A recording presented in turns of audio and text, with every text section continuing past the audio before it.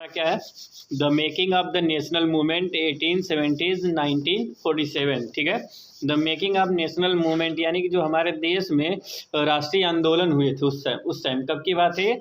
1870 से 1947 ईस्वी के बीच में जो भी राष्ट्रीय आंदोलन हुए थे उस चीज़ के बारे में हमको पढ़ना है। ठीक है, यानी कि जब हमारा देश गुलाम हुआ करता था, अंग्रेज़ों के अधीन हुआ करता था, जब हमको आज़ादी नहीं मिली थी, तो हमको आज़ादी पाने के लिए हमारे देश के जो महान नेता हुए हैं, महान हस्तियां हुई हैं, स्वतंत्रता सेनानी जो हुए हैं, उन्होंने क्या क्या कदम उठाए थे, किस तरीके से उन्होंने क्या काम किए आज़ादी को लेके कि आगे चल के हमको आगे आज़ादी मिले। ठीक, तो क्या है ये सारी चीज़ें हमको पढ़नी है। ठीक है जी, जैसे कि इतिहास में तुम लोग कहीं भी चीज़ें पढ़ोगे तो उसमें बहुत सारे आंदोलन है, जैसे कि दांडी मार्च हुआ, सहयोग आंदोलन हुआ, और भी बहुत सारे आंदोलन हुए हैं। ठीक है, जैसे कि दांडी मार्च में था कि अंग्रेज हमारे देश की चीज़ें क्या होता था कि जो हमारे देश में बहुत सारी चीज़ें होती थी, ऐसी चीज़ें, ऐसा नहीं है कि सिर्फ हम अंग्रेज़ों का खाते थे, हम अपना ही खाते थे, लेकिन उसके बावजूद भी हमको कर देना पड़ता था, उनको कर देना पड़ता था। तो गांधी जी के सहयोग में, गांधी जी के नेतृत्व में ये आंदोलन हुआ था कि जो हम अपना, जब हम जो प्रकृति ने जब हमको वो चीज़ प्रदान किए तो हम उसके लिए आपको कर क्यों दें। ठीक है, तो वही नमक आंदोलन के लेके दांडी मार्च आंदोलन, वो सारी चीज़ें शुरुआत की गई थी। अब इसमें देखते हैं क्या क्या है। In the earlier chapters we have looked at, हमने पिछली कक्षाओं में क्या क्या पढ़ा है? The British conquest of territories and acquiring kingdoms, यानी कि जो ब्रिटिश थे, यानी जो ब्रिटिश का मतलब क्या, जो अंग्रेज़ थे, ये जो हमारे राज्यों में, हमारे गांव कस्बों में जो भी कब्ज़ा किए थे, अपना सत्ता क्या किए थे, काबिज किए थे, स्थापित किए थे, उन सब चीज़ों के बारे में। Introduction of new laws and administrative institution, यानी कि इंट्रोडक्शन ऑफ, यानी कि जब नया उनका कानून बनता था, उसमें ये भी कानून बनाते थे कि अगर कोई राजा है, उसका बेटा नहीं है, अगर वो राजा मर जा रहा है तो उसकी सारी संपत्ति, सारा जो राजपाट रहेगा वो सब हमारे अधीन आ जाएगा। ठीक है, अब उसमें ये भी होता था कि उस टाइम इनका ये भी नियम कानून होता था कि जब जिसको चाहो वो गलती अगर कोई किया रहे या ना किया रहे, बिना FIR का उसको जेल में बंद कर दो। अगर मान लो कि तुम गलती कर रहे हो तो तुमको बताया जाता, बाकायदा बताया जाता कि तुमने फलां गलती की है, तुम्हारे पास FIR आता है, FIR होती है तुम्हारे खिलाफ, फिर वारंट आता है, तब तुमको पुलिस लेके जाती है ना। तो ये क्या होता है, एक प्रोसेस होता है। लेकिन इनके जो अंग्रेज़ थे, ये अपनी हुकूमत चलाते थे, अपनी मनमानी करते थे, बिना किसी भी चीज़ का FIR किए ही वो किसी भी को उठा ले जाते थे। ठीक, changes in the life of peasants and tribals, यानी कि पीजेंट्स का मतलब क्या था, जो किसान होते थे उस समय के, और ट्राइबल्स का मतलब क्या था, जो आदिवासी, जो जनजाति, जो जंगलों में निवास करते थे, इनके जीवन में क्या क्या बदलाव आया। ठीक, educational changes in the 19th century, यानी कि शिक्षा से लेके बदलाव क्या हुआ था 19वीं शताब्दी में। Debates regarding the situation of women, हमने पिछली कक्षा में ये पढ़ा था कि जो औरतों को लेके, जो औरतें थी, शिक्षा को लेके क्या हो रही थी, जागरूक हो रही थी, डिबेट्स कर रही थी मर्दों के बीच में बैठ के। Challenges to the caste system, यानी कि जो उस समय की जाति प्रथा थी, उस जाति प्रथा को क्या किया गया था, एक टारगेट किया गया था। ठीक है ना, कि इस जाति प्रथा को हम ख़त्म करें, ऊंच नीच को ख़त्म करें हम। सोशल एंड रिलीजियस चेंजेस, यानी कि सोशल का मतलब होता है सामाजिक, और रिलीजियस का मतलब धार्मिक बदलाव। The revolt of 1857 and it's after effect, यानी कि 1857 का विद्रोह और इसके बाद जो विद्रोह हुआ था उसके बाद का जो परिणाम हुआ था, ये सारी चीज़ें हमको देखनी है। पढ़ें, ये भी पढ़ें। The decline of craft and development of industries, यानी कि डिक्लाइन ऑफ क्राफ्ट का मतलब ये होता है कि जो हम यानी कि जो हम अपने हाथों से चीज़ें बना के बेचते हैं, जैसे कि अभी ठंडी का समय जब आ रहा है तो नहीं, खरपतवार, जो पतवार होती है, जो नुकीली होती है ना, अगर उससे अगर तुम्हारा ऐसे हाथ लग जाएगा तो कट जाएगा, होता है कि नहीं होता है। तो जो पुरानी औरतें होती थी उसके ना कुरई वगैरह बनाती थी, जैसे खिचड़ी पे नहीं, भेली दाना हम लोग खाते थे, जो उसमें रख के खाते थे, ये सारी चीज़ें मालूम है। बड़ी बड़ी कुरई बनाती थी, रोटी रखने के लिए भी बनाती थी, और दौरी टाइप का भी बनाती थी लोग, है। तो क्राफ्ट होता था, यानी कि जो हाथ से बनी चीज़ें होती थी, इसका क्या हुआ, इसका अस्त हो गया, और शुरुआत किसका हुआ, इंडस्ट्रीज़ का, उद्योगों का शुरुआत हुआ। On the basis of what you have studied about these issues, do you believe Indians were discontented with British rule? If so, how were various groups and classes classified? On the basis of what you have studied about these issues, या तुम देखो क्या इसमें ये बताया गया है कि जैसे हम जो भी इशूज़, जो भी मामले हम ऊपर पढ़े हैं अभी, ये पिछली कक्षा में हम लोग पिछली कक्षा में नहीं, पिछले चैप्टर में हम लोग पढ़े हैं। तो क्या तुमको ऐसा लग रहा है कि डू यू बिलीव, क्या तुमको ये भरोसा है कि इंडियंस जो भारतीय थे वर डिसकंटेंटेड विथ ब्रिटिश रूल, क्या वो अंग्रेजों के हुकूमत से खुश थे या ना खुश थे? ठीक, इफ सो अगर ऐसा है, how were various groups and classes classified, अगर ऐसा है तो कैसे, जैसे कि हमारे देश के जैसे अलग अलग समुदाय होते थे, ग्रुप्स होते थे, ये कैसे कैसे विभाजित हुए। ठीक है, the emergence of nationalism, emergence का मतलब क्या होता है? उदयमान, यानी कि किसी भी चीज़ का जब उदय होता है। नेशनलिज्म का मतलब क्या होता है? राष्ट्रवादी, यानी कि जब अपने अंदर नहीं होता है कि देशभक्ति की भावना जब जागृत होती है, तो हम ऐसा नहीं, अभी तुम 26 जनवरी आ रहा है, 15 अगस्त जब आता है तो ऐसा लगता है कि तुम जब देशभक्ति की गीत बजती है तो ऐसा नहीं लगता कि हमारा रोआ जो है एकदम खड़ा हो गया, जैसा ऐसा फील होएगा कि हम अपने देश के प्रति कुछ भी कर जाएं। ये क्षण ऐसा होता है कि तुमको अगर कोई बोल दे कि तुम बॉर्डर पे जाओ, तुमको विरोधियों को मारना है, तो आदमी एकदम ना नहीं करेगा, तुरंत हाँ कर देगा। वो क्षण ऐसा होता है ना। अभी कुछ फिल्में देख लो, देशभक्ति की फिल्में देख लो। अभी तुम इंडिया गेट पे क्या होता है? 26 जनवरी के दिन परेड होता है ना, बहुत बड़ा परेड होता है। वहाँ पे अगर तुम चलेगा जाके देख लोगे तो तुम्हारे मन में इतना जागृत हो जाएगा, रोआ एकदम, जो बोलते हैं ना रोंगटे खड़े हो जाते हैं, उस तरीके से तुम्हारे अंदर देशभक्ति की भावना इतनी जागृत हो जाएगी कि पूछो मत। तुमको फिर ऐसा लगेगा कि अगर हमको कोई बम वगैरह देगा तो हम कहीं भी मार सकते हैं विरोध, किसी दुश्मन देश पे। ठीक है, ये भावना होती है देशभक्ति की, ये भावना होती है। The above stated development led the people to ask an important question, what is this country of India and whom for it is meant। अब इसमें देखो ये पूछा गया the above stated development, यानी कि जो ऊपर का जो सारी चीज़ें विकास हुआ था, जो चीज़ें विकसित हुई थी, लेट द पीपल, जो लोगों के नेतृत्व में हुई थी, to ask an important question, उनसे एक महत्वपूर्ण सवाल ये पूछना है कि what is this country of India, यानी कि ये जो भारत देश है ये क्या है, and for home it is meant, और ये किसके लिए है, यानी कि जो देश है वो क्या है और ये देश किसके लिए है, भारतीयों के लिए है या अंग्रेज़ों के लिए है। ठीक, the answer that slowly emerge was India was the people of India, all the people irrespective of their class, colour, caste, creed, language और जेंडर। अभी देखो इस सवाल का जवाब हमको ये मिलता है कि जो इंडिया था, इंडिया का मतलब जो इंडिया देश है, ये देखो इंडिया के लोगों के लिए ही है। ठीक है, भले वो चाहे किसी भी कास्ट के हों, किसी भी समुदाय के हों, किसी भी कलर के हों, किसी भी लैंग्वेज, भारत में बहुत सारी लैंग्वेज बोली जाती हैं, कहीं तमिल बोली जाती है, तेलुगु, कन्नड़, संस्कृत भी बोली जाती है आज की डेट में कहीं साउथ में। ठीक है, हिंदी, उर्दू और भी बहुत सारी चीज़ें बोली जाती है। यानी कि मतलब जितनी भी सारी चीज़ें हैं, हर विभाग में अलग अलग, भले वो किसी भी कैटेगरी का हो, किसी समुदाय का कोई लैंग्वेज हो, कोई इसका पहनावा हो, कोई भी चीज़ हो, लेकिन ये जो देश था वो सभी भारतीयों का ही था। ठीक है, and the country it's resources and system were meant for all of them. अब जो इसमें देखो क्या इसमें लिखा है, एंड द कंट्री, और जो इसका जो हमारा देश था, ठीक है, और जो हमारा ये जो देश है, इसमें देखो इसमें जो जितने भी संसाधन है, ठीक है, जो भी व्यवस्थाएं हैं, और ये सारी चीज़ें किसके लिए? ये सिर्फ हमारे लिए हैं। अगर मान लो घर का, शिवा का घर है जैसे, ठीक है, या तुम लोग का जो घर है, जो अपना अपना जो घर है, उसमें जो भी सुख सुविधाएं रहेंगी वो तुम ही लोग भोगोगे उसको, है ना। बाहरी आदमी तो नहीं जाके भोगेगा उसको। मान लो चेयर है, कूलर है, पंखा है, जो भी चीज़ें, तो उसका मज़ा कौन लेगा? तुम लोगे। बाहरी अगर मान लो इक्का दुक्का कोई मेहमान आता है तो एक आध दिन रहता है, कुछ घंटों के लिए रहता है, बाकी तो पूरा जीवन पर्यंत तुम ही लोग का है ना।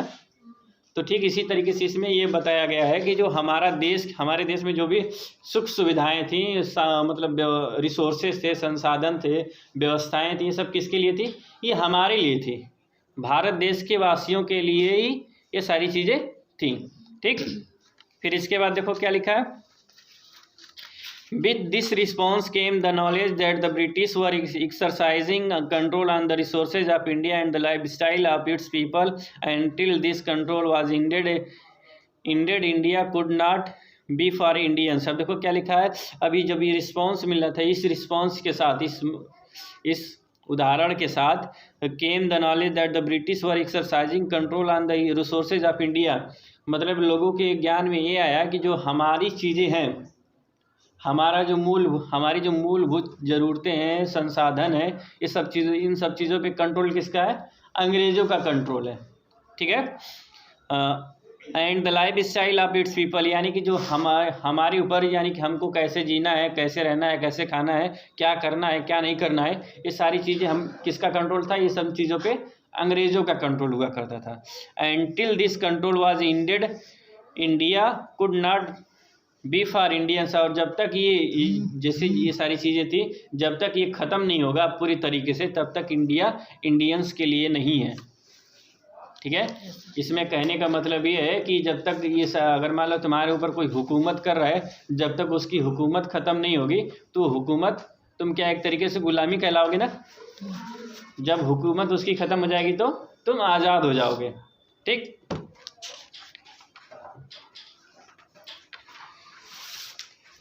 This consciousness started to be clearly stated by the political association created after 1850, especially those that came into being in 1870s and 1880s। अब देखो ये जो कॉन्शियसनेस, यानी कि मतलब ये होता है जो ध्यान देना, आदमी जब ध्यान देना शुरू कब किया? Started to be clearly stated by the political association. ये इन सब चीज़ों पे ध्यान कब दिया गया? जब हमारी जो उस समय की पॉलिटिकल का मतलब राजनीतिक जब समूह, ग्रुप धीरे धीरे जब बनना शुरू हुआ 1850 में, specially those that came into being in 1870 and 1880, यानी कि जब 1850 में ये समूह, राजनीतिक समूह बनना शुरू हुआ, और ये सब अस्तित्व में कब आए? 1870 और 1880 में। ठीक है। Many of these were led by English educated professionals like lawyers. बहुत सारी जो, मतलब ये जितने भी एक तरीके से राजनीतिक पार्टियां बन रही थी, समूह बन रहे थे, ये सब किसके माध्यम से नेतृत्व किया जा रहा था? इन सब का अंग्रेजी हुकूमतों के, यानी कि जो अंग्रेजी पढ़े लिखे लोग होते थे, जो लॉयर होते थे, वकील होते थे, उन लोगों के माध्यम से इसको क्या किया जाता? कंट्रोल किया जाता था। ठीक है। The more vital ones were the Poona Sarvajanik Sabha, the Indian Association, the Madras Mahajan Sabha, the Bombay Presidency Association and the obviously the Indian National Congress. अब इसमें देखो क्या लिखा है, उसमें से जो महत्वपूर्ण जो समूह थे, ग्रुप बने, राजनीतिक पार्टियां बनी थी, कौन कौन सी थी? पूना स्वर्ण जनिक सभा था, the Indian Association, the Madras Mahajan Sabha, the Bombay Presidency Association and obviously the Indian National Congress. ये सब क्या थी? उस समय की एक तरीके से पार्टियां थी, राजनीतिक दल थे। ठीक। फिर इसके बाद देखो, ऑब्जर्व द नेम, जो नेम है देखो, पूना स्वर्णजनिक सभा, इस नाम का मतलब क्या होता है? इस नाम का देखो मतलब बता रहा है, the literal meaning of word सार्वजनिक, यानी कि जो वर्ड सार्वजनिक का मतलब क्या होता है? Is of or for all the people. इसका मतलब होता है कि सभी के लिए। सर्व का मतलब होता है, सार्वजनिक का मतलब होता है सभी जन के लिए, यानी कि सभी लोगों के लिए। ठीक। सर्व का मतलब होता है ऑल, और जनिक का मतलब लोगों के लिए, यानी कि सभी लोगों के लिए।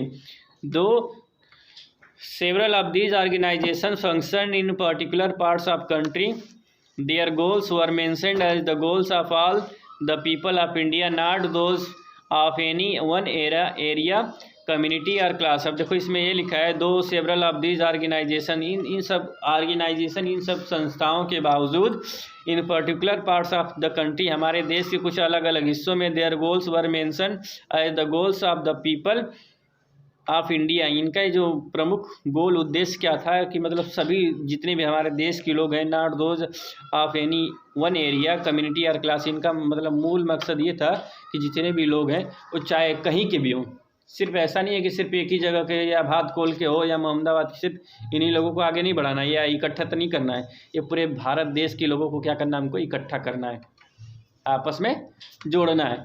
ठीक।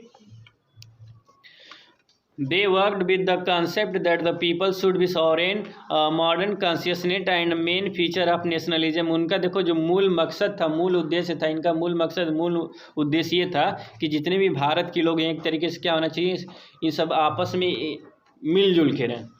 ठीक है, इनका मूल मकसद इनका ये था कि हम अपनी राष्ट्रीयता को, अपनी राष्ट्रवादी की सोच है, इसको क्या करें, जागृत करें। ठीक, in alternate words they thought that the Indian people should be empowered to make decision regarding their affairs. In दूसरे अगर शब्दों में हम कहें, they thought that the Indian people, वे सोचते थे कि जो भारतीय लोग हैं, शुड बी एम्पावर्ड, इनको क्या करना चाहिए, इनको शिक्षित करना चाहिए, इनको ताकतवर बनाना चाहिए, to make decision regarding their affairs, अपने मामलात को लेके, चाहे वो कोई भी फैसला लेना हो, कोई भी जिम्मेदारी हो, या देखो घर में क्या होता है ना कि घर में एक गार्जियन होता है ना, तो घर में जो गार्जियन होता है, कोई भी चीज़ होती है, मान लो कोई भी चीज़ लानी हो या कोई भी चीज़ करना होता है, शादी ब्याह भी करना होता है, तो सबसे पहले जो सबसे बड़ा होता है उससे सलाह ली जाती है कि नहीं ली जाती है। तो अपने अंदर एक तरीके से अभी तुम लोग जो बड़े, अभी धीरे धीरे तुम लोग से अपने समझदारी आ गई है, तुम लोगों को इतने समझदारी तो आ गई है कि हमको अपने जीवन में क्या करना है, क्या नहीं करना है, तो खुद से फैसले ले सको।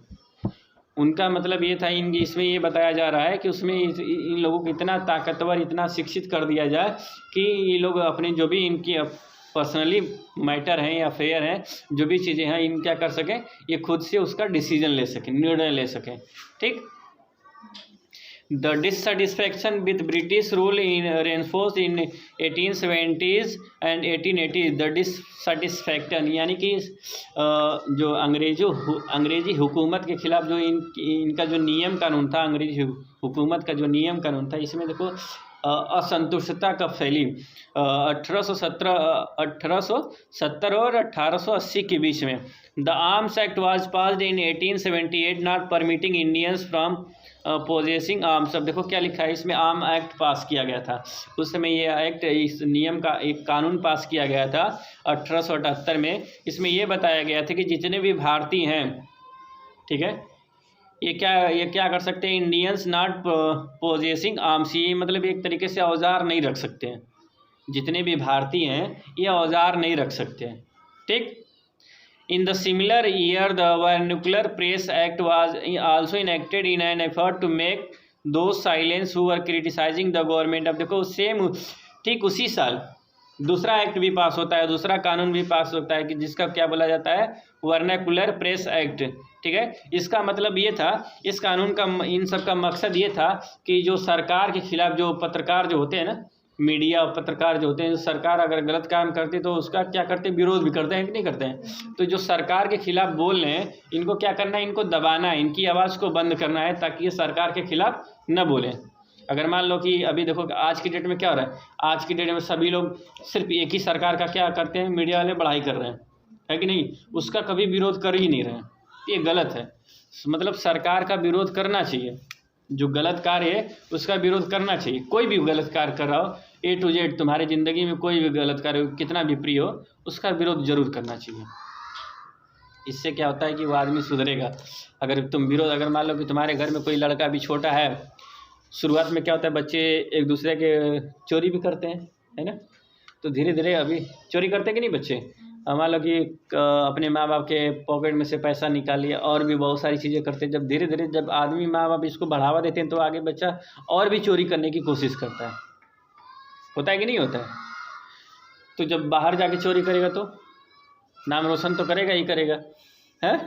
तो इसी तरीके से मतलब जब एक सुबह में, शुरुआत में ही अगर तुमको कोई कुछ गलत बोल रहा है, लड़कियों अगर मैं तुम लोग को बता रहा हूँ, शुरुआत में देखो अभी तुम लोग को अगर कोई गलत बोल दिया, ठीक है, या तो एक थप्पड़ मार दो, या उसको कुछ ऐसा बोलो कि तुम्हारे सामने कुछ बोलने की हिम्मतें ना करे, होता है कि नहीं होता है। अब तुम अगर नहीं बोलोगे, उसको लगेगा कि यार ये तो कुछ बोल नहीं रही है, चलो बोलते हैं, फिर बोलेगा, फिर नहीं बोलोगे, फिर बोलेगा, उसका मन बढ़ता जाएगा, यही होता है ना।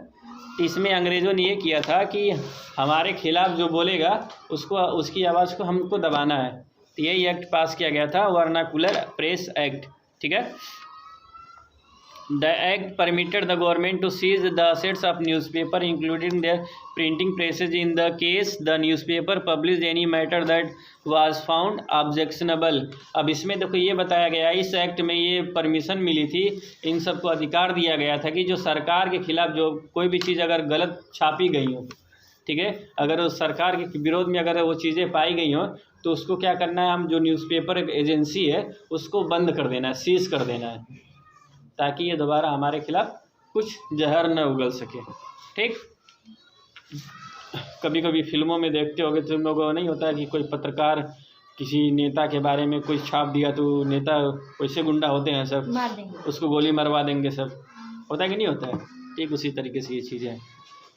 In the year 1883, there was a forever over the attempt by the government to launch the Ilbert bill. अब देखो क्या होता है, 1883 में इन्होंने, सरकार ने क्या, कौन सी बिल लॉन्च किया था? Ilbert bill.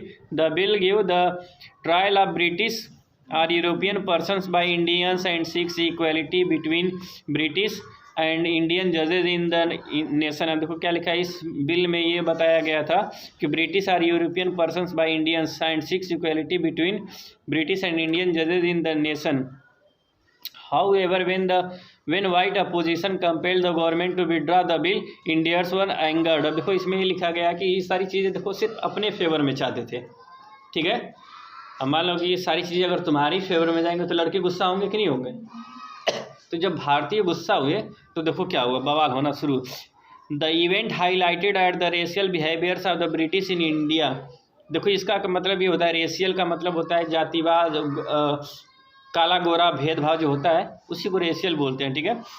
The requirement for an all India organisation of educated Indians had been needed since 1880s, but the Ilbert bill controversy depend this wish. The requirement for an India organisation, यानी कि जो ज़रूरत थी an all India organisation of educated Indians, जो कि सभी भारतीयों को क्या करना है, शिक्षित करना है, हैड बीन नीडेड सिंस 1880। इसकी ज़रूरत कब से थी? 1880 से ही लोगों को पता लगा। But the Ilbert bill controversy depend the wish. लेकिन जो इल्बर्ट बिल थी इसके माध्यम से क्या किया गया, वो बिल को एकदम एक तरीके से दबा दिया गया। जो चाहते थे, जो ज़रूरतें थी, जो ख्वाहिशें थी, उसको दबा दिया गया। The Indian National Congress was set up when 72 delegates from all around the country met at Bombay in December 1885। अब देखो जब इंडियन नेशनल कांग्रेस में जब सेटअप हुआ, कब हुआ इसका निर्माण, कब हुआ? देखो इसका जो स्थापना कब हुई? 72, जब 72 डेलीगेट्स यानी कि जो विद्वान लोग थे, जो जाने पहचाने लोग थे, पूरे देश से जाके मिले। कहाँ पे मिले? बॉम्बे में मिले, दिसंबर 1885 में, यानी कि 1885 में जब ये लोग मिले तो इंडियन नेशनल कांग्रेस की स्थापना हुई। The initial leadership Dadabhai Naoroji, Pherozeshah Mehta, Badruddin Tyabji, WC Banerjee, Surendranath Banerjee, Romesh Chunder Dutt, S Subramania Iyer among others was greatly from Bombay and Calcutta. अब देखो ये जो सारे नेता थे ये सब अलग अलग जगहों से थे। अधिकतर देखो वाज ग्रेटली फ्रॉम बॉम्बे, अधिकतर बॉम्बे और कलकत्ता से थे। Naoroji a businessman and publicist went to London and settle there. Naoroji थे जो एक बहुत बड़े व्यापारी थे या पब्लिसिस्ट थे, समाज सेवक थे। ये कहाँ जाके? लंदन में जाके सेटल हो गए। And for some time was the member of the British parliament, और ये कुछ समय के लिए ब्रिटिश पार्लियामेंट में सदस्य भी रहे, ठीक। लेट द यंगर नेशनलिस्ट, इन्होंने क्या किया था, छोटे छोटे जो नेशनलिस्ट थे, जैसे कि राष्ट्रवादी लोग होते थे, उनको क्या किया, इन्होंने मार्गदर्शित किया। A retired British official named A Hume आज also played a role in bringing Indians from the various areas together. अब देखो एक रिटायर्ड ब्रिटिश ऑफिसर यानी कि अधिकारी था, जिसका क्या नाम था, A.O. ह्यूम, जिन्होंने भी एक बहुत ही महत्वपूर्ण रोल अदा किया था सभी भारतीयों को इकट्ठा करने के लिए।